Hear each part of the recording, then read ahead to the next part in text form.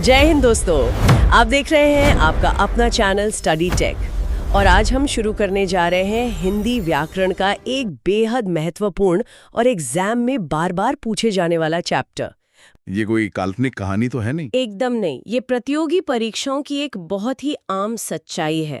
और इसका सबसे बड़ा कारण एक ऐसा साइलेंट किलर अध्याय है जिसे हम अक्सर बहुत साधारण समझकर नजरअंदाज कर देते हैं। आप विराम चिन्हों की बात कर रहे हैं, राइट? यानी पंक्चुएशन मार्क्स। हाँ, एग्जैक्टली। अगर इसे एक व्यावहारिक उदाहरण से समझा जाए तो विराम चिन्ह किसी भी भाषा के ट्रैफिक सिग्नल की तरह होते हैं। बिल्कुल, वो ट्रैफिक सिग्नल जो वाक्य को सही दिशा देते हैं। हाँ, एक छोटी सी गलती, मतलब सही जगह पर ब्रेक न लगना या गलत जगह पर गाड़ी रोक देना, और पूरे वाक्य का अर्थ ही दुर्घटनाग्रस्त हो जाता है। हाँ, वो क्लासिक उदाहरण है ना, रोको मत जाने दो वाला। हाँ, रोको मत जाने दो और रोको मत जाने दो। मतलब जहां सिर्फ एक छोटे से ठहराव से पूरे जीवन और मृत्यु का अंतर पैदा हो जाता है। चलिए इसे थोड़ा डिकोड करते हैं। बिल्कुल। आज के इस गहन विश्लेषण में हमारा उद्देश्य सिर्फ उन घिसे पिटे नियमों को रटना नहीं है, बल्कि इन चिन्हों के पीछे छिपे हुए उस गणितीय विज्ञान को समझना है। ये ट्रैफिक सिग्नल वाली उपमा बहुत ही शानदार है। और इससे पहले कि हम इन सिग्नल्स के नियमों की गहराइयों में उतरें, मैं एक VVI यानी वेरी वेरी इंपॉर्टेंट तथ्य सामने रखना चाहूंगा। अच्छा, वो क्या है? देखिए, जब हम हिंदी व्याकरण की बात करते हैं तो एक नाम सबसे ऊपर आता है, श्री कामता प्रसाद गुरुजी। जिन्हें हिंदी व्याकरण का पाणिनि भी कहा जाता है। बिल्कुल सही। उन्होंने भाषा की संरचना और विराम चिन्हों का बहुत ही सूक्ष्म अध्ययन किया है। उनके अनुसार हिंदी भाषा में कुल 20 विराम चिन्ह मौजूद हैं। 20। ये तो काफी बड़ी संख्या है। हाँ, लेकिन जो चीज इस तथ्य को सामान्य से असाधारण बनाती है वो कुछ और ही है। ऐसा क्या है उन 20 चिन्हों में? उनका मानना है कि इन 20 चिन्हों में से सिर्फ एक चिन्ह ऐसा है जो मूल रूप से भारतीय या हिंदी का है। सिर्फ एक? हाँ, सिर्फ एक, और वो है पूर्ण विराम, यानी वो सीधी खड़ी लाइन। इसे छोड़कर बाकी के जो 19 विराम चिन्ह हैं वो अंग्रेजी भाषा से ज्यों के त्यों लिए गए हैं। अरे बाप रे, ये तो वाकई एक आहा मोमेंट है। मतलब जिसे हम पूरी तरह से अपनी भाषा का अभिन्न अंग मानकर चल रहे थे, उसका 95% हिस्सा बाहर से आया है। एकदम सही। और परीक्षा लेने वाले आयोगों को ये बात बहुत अच्छे से पता है। तो इसीलिए वो पूर्ण विराम के बारे में कभी नहीं पूछते। बिल्कुल, वो तो सबको पता है कि वाक्य खत्म होगा और एक खड़ी लाइन खींच दी जाएगी। आयोग हमेशा उन 19 बारीक अंतर वाले विदेशी चिन्हों में फंसाता है, जहां नियम थोड़े उलझे हुए होते हैं, है ना? चुनौती है तो शुरुआत वहीं से करते हैं। उन चिन्हों से जो हमारे बोलने और पढ़ने की गति को नियंत्रित करते हैं। एग्जैक्टली। जब हम कोई लंबी बात कहते हैं तो हमारी सांसों की एक लय होती है। इसी लय को कागज पर उतारने का काम अल्प विराम और अर्ध विराम करते हैं। और दोनों में जो अंतर है वो अक्सर बहुत भ्रामक होता है। बिल्कुल। अल्प विराम, जिसे हम कॉमा कहते हैं, उसके बारे में आपका क्या विचार है? देखिए, अल्प विराम किसी भी भाषा में सबसे ज्यादा प्रयोग होने वाला चिन्ह है। इसका जीव विज्ञान और मनोविज्ञान बहुत सीधा है। मतलब वो माइक्रोसेकंड वाली सांस? हाँ, यह बोलते या पढ़ते समय बस एक माइक्रोसेकंड की सांस लेने का संकेत है। मानव मस्तिष्क को सूचनाओं को प्रोसेस करने के लिए छोटे छोटे ठहराव चाहिए होते हैं। पर व्याकरण में इसके नियम बेहद पक्के हैं। मैं अक्सर देखती हूँ कि जब लोग 2 या 2 से अधिक चीजों की सूची बनाते हैं तो वे अल्प विराम लगाने में बहुत कंफ्यूज रहते हैं। वो और वाले नियम की बात कर रही हैं आप? हाँ, जैसे अगर वाक्य है राम, श्याम और मोहन जा रहे हैं, तो यहाँ राम और श्याम के बीच अल्प विराम आएगा। लेकिन और से पहले लोग अक्सर गलती कर देते हैं और कॉमा लगा देते हैं। एग्जैक्टली। मुझे लगता है कि ऐसा इसलिए होता है क्योंकि दिमाग सूची की हर कड़ी को अलग करना चाहता है। ये एक बहुत ही सटीक अवलोकन है। देखिए, व्याकरणिक रूप से और शब्द अपने आप में एक संयोजक या जोड़ने वाला तत्व है। यानी वो खुद एक ठहराव का काम कर रहा है। बिल्कुल। तो अगर और से पहले अल्पविराम लगा दिया जाए तो वो ऐसा होगा जैसे एक ही जगह पर 2 स्पीड ब्रेकर लगा दिए गए हों। जिसकी कोई जरूरत ही नहीं है। एकदम सही।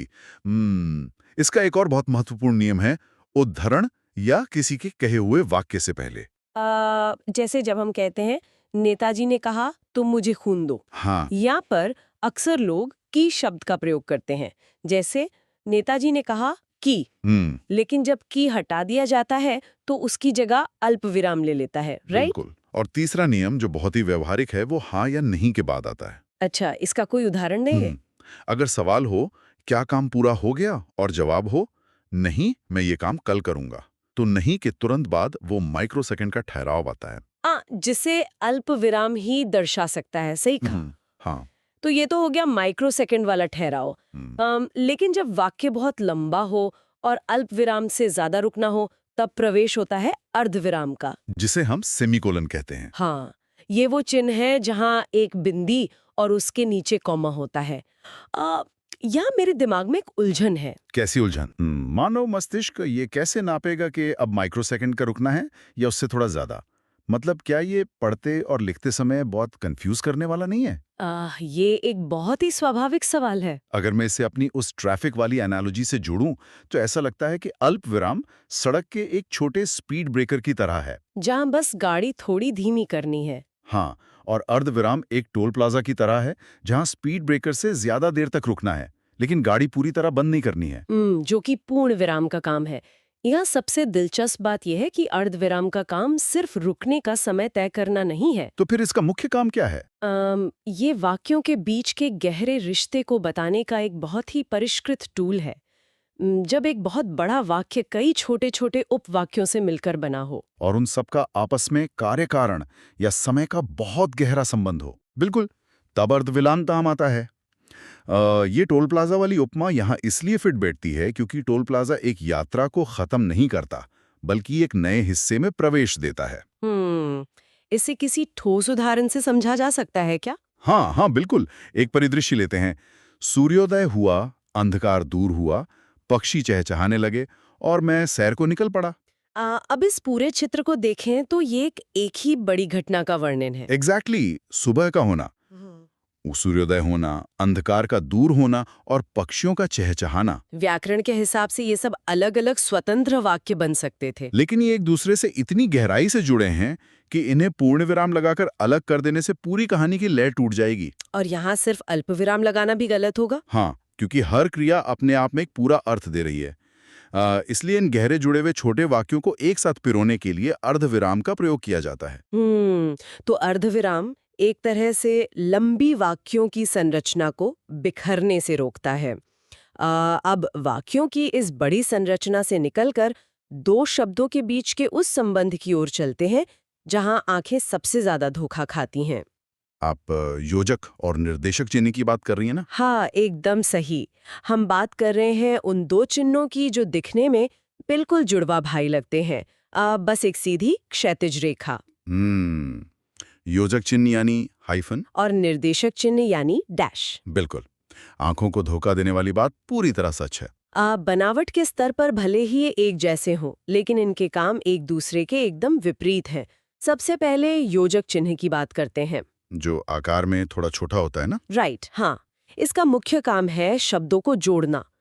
इसकी मनोवैज्ञानिक ट्रिक यही है कि ये दो स्वतंत्र चीजों को बांधकर एक अर्थ पैदा करता है। मुझे लगता है कि इसका सबसे अच्छा उदाहरण द्वंद्व समास है, जहां दोनों पद प्रधान होते हैं। बिल्कुल, जैसे माता पिता या सुख दुख। यहाँ दो शब्दों का अपना अलग वजूद है, लेकिन वो साथ में एक जोड़ी बनाते हैं। तो उन शब्दों के बीच जो छोटी सी लाइन होती है वो योजक चिन्ह है। एग्जैक्टली। इसके अलावा जब किसी शब्द की पुनरुक्ति हो, यानी वो दोहराया जाए, जैसे धीरे धीरे, बार बार, तब भी इसका प्रयोग होता है। ये बताने के लिए कि धीरे और धीरे दो अलग क्रियाएं नहीं है। हाँ, बल्कि एक ही क्रिया की निरंतरता है। एक और बहुत महत्वपूर्ण जगह है जहां ये आता है तुलनावाचक शब्दों से पहले। अच्छा, जैसे किसी की तारीफ करनी हो और कहें चांद सा मुखड़ा। बिल्कुल सही। चांद और सा के बीच हमेशा योजक चिन्ह आएगा। तो ये छोटा वाला चिन्ह फेविकोल का काम करता है, जो शब्दों को चिपकाता है। हाँ, कह सकती हैं। अब आते हैं उस बड़े वाले भाई पर, यानी निर्देशक चिन्ह पर, जो योजक से आकार में थोड़ा बड़ा होता है। इसका काम शब्दों को जोड़ना नहीं है, बल्कि नाम से ही स्पष्ट है, निर्देश देना या किसी बात को स्पष्ट करना। हाँ, ये एक तरह से आगे आने वाली बात की प्रस्तावना देता है। बिल्कुल, जैसे अगर कोई संवाद या डायलॉग चल रहा है, राम तुम कहाँ जा रहे हो? तो यहाँ राम और उसके कहे वाक्य के बीच योजक नहीं बल्कि निर्देशक चिन्ह है। हाँ, ये बता रहा है कि अब राम क्या कहने वाला है। या फिर जब हम कोई उदाहरण देते हैं। जैसे संज्ञा के 3 भेद हैं, व्यक्तिवाचक, जातिवाचक। एकदम सही। लेकिन यहाँ एक बहुत ही व्यावहारिक सवाल उठता है। वो क्या? जब कंप्यूटर या मोबाइल पर टाइपिंग हो रही है, तब तो ठीक है, छोटा और बड़ा आकार स्क्रीन पर समझ आ जाता है। हाँ, वो तो है। लेकिन जब परीक्षा में हाथ से लिखा जा रहा हो, तो दोनों बस एक पेन से खींची गई लाइन जैसे ही दिखते हैं। तो क्या आकार का ये अंतर सच में इतना मायने रखता है? ये एक बहुत ही जायज पॉइंट है। अगर मैं इसे ऐसे देखूं कि योजक चिन्ह 2 जुड़वा घरों के बीच का एक छोटा सा पुल है जो उन्हें जोड़ रहा है, और निर्देशक चिन्ह? और निर्देशक चिन्ह एक बड़ा साइन बोर्ड है जो इशारा कर रहा है कि आगे का रास्ता या आगे की बात क्या है। पुल और साइन बोर्ड का ये अंतर इसके काम को बहुत अच्छे से परिभाषित करता है। और जहां तक हाथ से लिखने वाले सवाल का जवाब है, हाँ, परीक्षा के पॉइंट ऑफ व्यू से व्याकरण में इनका नियम और इनकी जगह अटल है।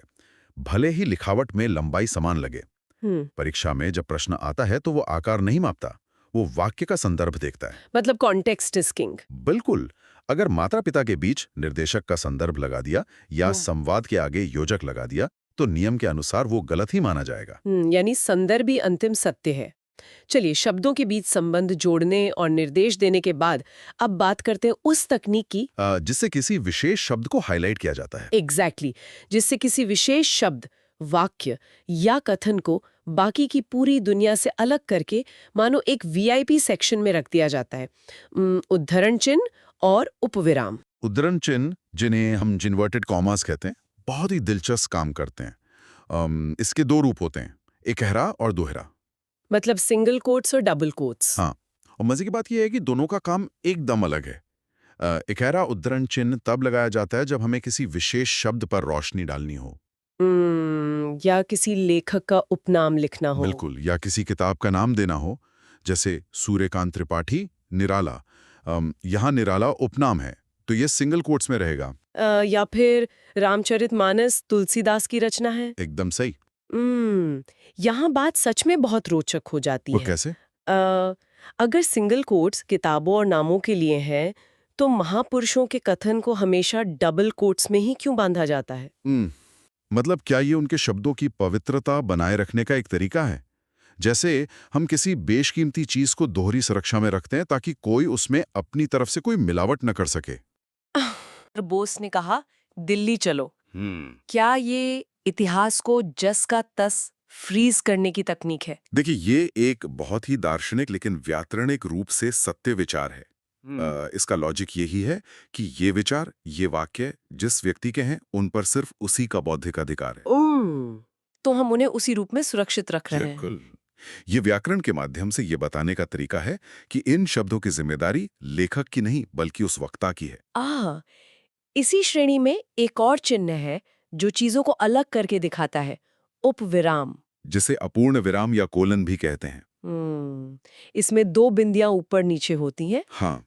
इसका मुख्य इस्तेमाल क्या है? इसका लॉजिक है किसी बात को वाक्य की सामान्य धारा से बिल्कुल अलग करके खड़ा कर देना। इससे एक नाटकीय तनाव यानी ड्रामेटिक टेंशन पैदा होता है। अच्छा, जैसे निबंध के शीर्षकों में? बिल्कुल। इसका सबसे ज्यादा प्रयोग निबंध के शीर्षकों में या नाटकों के नाम में होता है, जैसे विज्ञान वरदान या अभिशाप। या फिर कामायनी एक पुनर्विचार। हाँ, यहाँ विज्ञान और कामायनी को उपविराम लगाकर एक विचारणीय विषय के रूप में बाकी के शब्दों से अलग कर दिया गया है। हम अब तक उन नियमों की बात कर रहे थे जो एक आदर्श वाक्य बनाते हैं। फिर असल जिंदगी में तो गलतियां होती है ना? एग्जैक्टली। असल जिंदगी में या परीक्षा के दबाव में इंसान गलतियां करता है। दिमाग पेन से ज्यादा तेज दौड़ता है और शब्द छूट जाते हैं। सही बात है। तो अब उन व्यावहारिक चिन्हों की चर्चा करते हैं जो लिखते समय होने वाली मानवीय गलतियों को सुधारने या समय बचाने के काम आते हैं। इसमें सबसे पहला है त्रुटि बोधक चिन्ह, जिसे बहुत ही सुंदर नाम दिया गया है, हंसपद। हंसपद मतलब हंस के पैरों जैसा? बिल्कुल। जब हम तेजी से लिखते हैं और कोई महत्वपूर्ण शब्द बीच में छूट जाता है तो ये चिन्ह काम आता है। इसकी बनावट हंस के पैरों जैसी होती है, इसीलिए इसे हंसपद कहा जाता है। ये तो ऐसा लगता है जैसे हमारी डिजिटल दुनिया में जो अंडू या इंसर्ट बटन होता है, ये प्राचीन काल से चला आ रहा उसका कागजी संस्करण है। हाँ, कागज का इंसर्ट बटन। मतलब अगर लिखना था राम कल दिल्ली जाएगा, लेकिन गलती से लिख दिया राम कल जाएगा, तो कल और जाएगा के बीच में नीचे ये उल्टा वी लगाकर ऊपर दिल्ली लिख दिया। बिल्कुल, जगह भी बन गई और वाक्य भी नहीं काटना पड़ा। और समय बचाने के लिए जो दूसरा चिन्ह प्रयोग होता है वो है लाघव चिन्ह। यानी साइन ऑफ अब्रिविएशन। हाँ, इसका काम है किसी बहुत बड़े शब्द को छोटा या लघु करके लिखना। उस शब्द के पहले अक्षर के आगे ये चिन्ह लगा दिया जाता है। ये एक छोटे से शून्य के आकार का होता है ना? बिल्कुल, जैसे डॉक्टर का डॉट और उत्तर प्रदेश का ऊपरा। लेकिन यहाँ एक बहुत बड़ी और खतरनाक गलती होती है। कैसी गलती?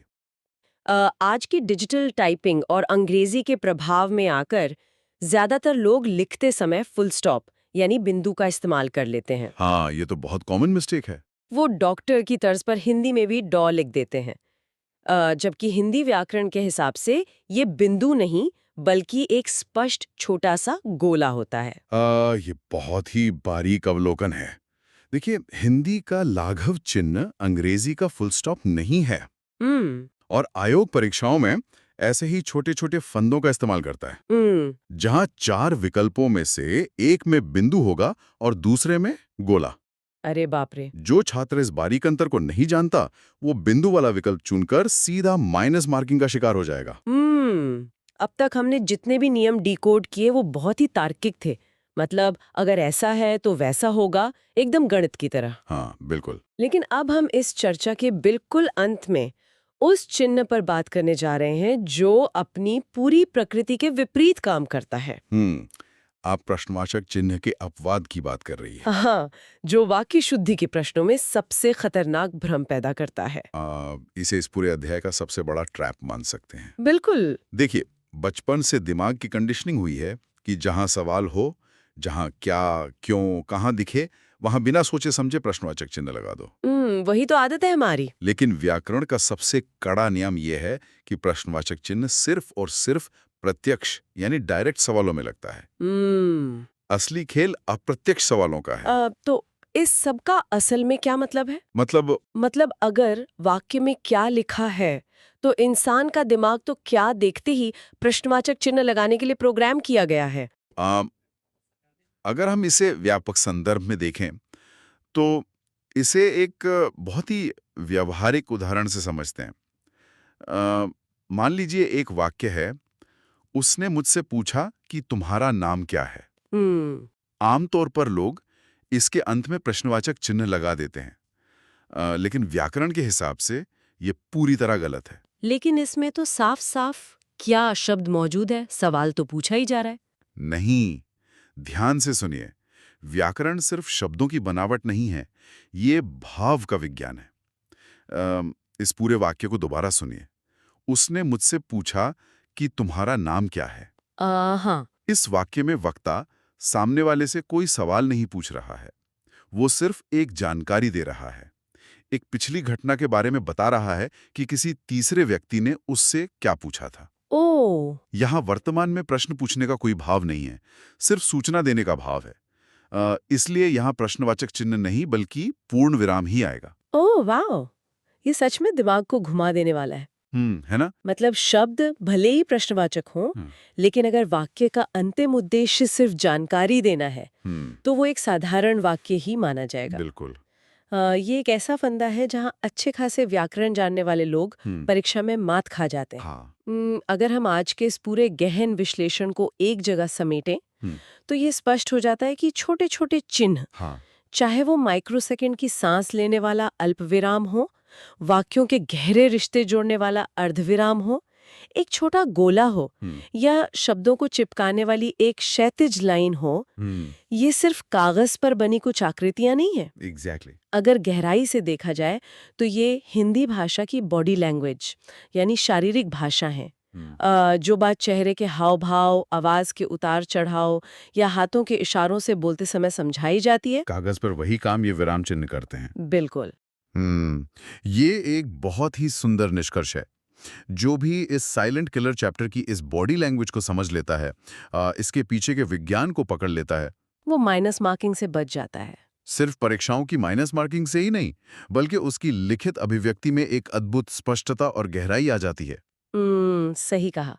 और इस चर्चा के बिल्कुल अंत में जो कुछ भी आज डिकोड किया गया है, उसके आधार पर सोचने के लिए एक नया बिंदु छोड़कर जाना चाहूंगी। बिल्कुल। शुरुआत में हमने जाना था कि पूर्ण विराम को छोड़कर बाकी 19 विराम चिन्ह अंग्रेजी भाषा से लिए गए हैं। ये तथ्य अपने आप में एक बहुत ही गहरा सवाल खड़ा करता है। कैसा सवाल? अगर प्राचीन काल में संस्कृत या शुरुआती हिंदी बिना इन 19 विदेशी चिन्हों के ही लिखी और पढ़ी जाती थी, तो क्या उस समय भाषा का प्राकृतिक प्रवाह, शब्दों की लय और वाक्य की संरचना ही इतनी शक्तिशाली थी कि रुकने, भाव दर्शाने या आश्चर्य प्रकट करने के लिए इन बाहरी ट्रैफिक सिग्नल्स की जरूरत ही नहीं पड़ी? ये तो सोचने वाली बात है। क्या ऐसा तो नहीं कि हमने अपनी भाषा को आधुनिक और वैश्विक बनाने के चक्कर में उसे नियमों की एक ऐसी बैसाखी पकड़ा दी है जिसकी उसे अपनी मूल प्रकृति में शायद कभी जरूरत ही नहीं थी? इस विचारोत्तेजक प्रश्न के साथ हमारे आज के इस गहन विश्लेषण को यहीं विराम देते हैं।